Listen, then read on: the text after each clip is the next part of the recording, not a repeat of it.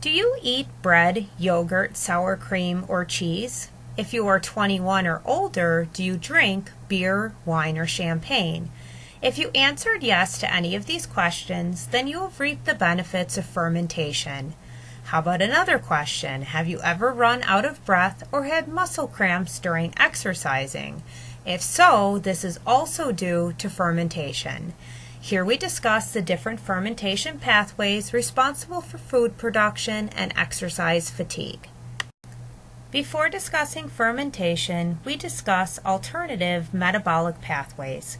Keep in mind that fats and proteins can be converted to ATP if carbohydrates are scarce.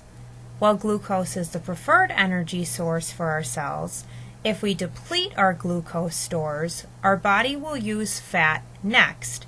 We all have a layer of adipose tissue underneath our skin that stores fat.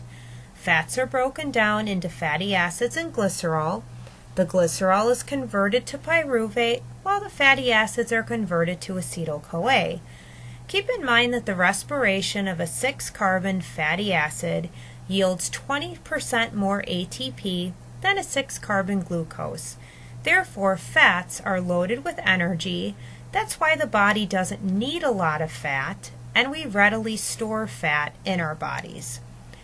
If we deplete our fat stores, then our body is getting desperate and will start breaking down proteins into amino acids in order to make ATP.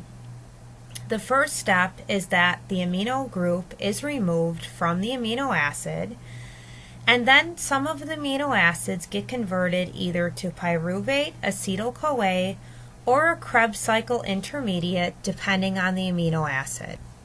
Glucose, which is a carbohydrate, enters glycolysis directly. Glycerol from fat can also enter glycolysis to produce pyruvate, while fatty acids from fat are converted to acetyl-CoA. Amino acids from proteins can enter glycolysis or get converted to acetyl-CoA or into citric acid cycle intermediates.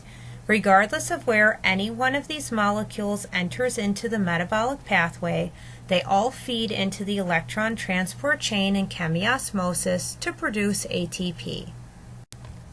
Glucose metabolism proceeds in stages. Glycolysis occurs first in all cells, and if oxygen is present, this is followed by the Krebs cycle and electron transport chain, which we previously discussed. However, if there is no oxygen available, the process of fermentation takes place instead. Fermentation is necessary because many organisms live in oxygen-deprived environments. Examples of environments where oxygen would be low would be inside animal intestines in which bacteria live, and also at the bottom of the ocean where other microorganisms live. During cellular respiration that we've discussed, this is considered an aerobic process because it requires oxygen as the final electron acceptor in the electron transport chain. Therefore, without oxygen, aerobic cellular respiration cannot occur. One alternative in this case is fermentation. There are two types of fermentation: alcoholic fermentation and lactic acid fermentation. Alcoholic fermentation takes place in yeast, which are single-celled eukaryotic organisms. During this process, pyruvate that was generated during glycolysis, because remember, glycolysis always takes place first, is broken down to ethanol and 2 NAD+ molecules along with carbon dioxide. This has an application in the food industry as alcoholic fermentation is used to make beer, wine, and bread. The ethanol provides alcohol to beer and wine, while carbon dioxide gas makes champagne fizzy and also makes bread rise. Lactic acid fermentation takes place in bacteria. The pyruvate generated during glycolysis is broken down into lactic acid or lactate and 2 NAD+ molecules. This is used in the food industry to generate yogurt, sour cream, and cheese. Glycolysis takes place first to generate 2-pyruvate, 2-ATP, and 2-NADH. Pyruvate is then converted to acetaldehyde, and ultimately into ethanol during ethanol or alcoholic fermentation. During this last step, NADH is broken back down to NAD+ to go back to glycolysis and pick up more high-energy electrons from glucose. Yeast utilize alcoholic fermentation to turn grape juice into wine by producing ethanol from the glucose in the grapes. Carbon dioxide is produced as a byproduct. These fermentation tanks have valves so that the pressure inside the tanks created by the carbon dioxide gas produced can be released. If the carbon dioxide is trapped and bottled rather than being released, this produces the bubbles found in champagne. After glycolysis produces pyruvate, it is converted to lactate during lactic acid fermentation, which is also used to make yogurt, sour cream, and cheese.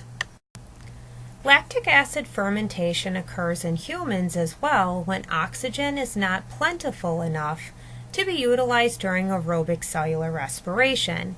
This typically occurs during vigorous exercise when you may not be able to breathe deeply enough to provide your muscle cells with sufficient oxygen. Keep in mind that when you exercise, your heart rate and your breathing rate increases. This brings more oxygen into your body that your heart pumps throughout your body to get to your muscle cells that are undergoing the strenuous activity. If your muscle cells run out of oxygen, they switch from aerobic cellular respiration to lactic acid fermentation instead. Lactic acid buildup is toxic and leads to muscle cramps and fatigue. At this point in time, you can no longer continue exercising, so you need to stop to catch your breath. This brings in more oxygen and the lactic acid gets converted back to pyruvate that then goes into the aerobic cellular respiration pathway.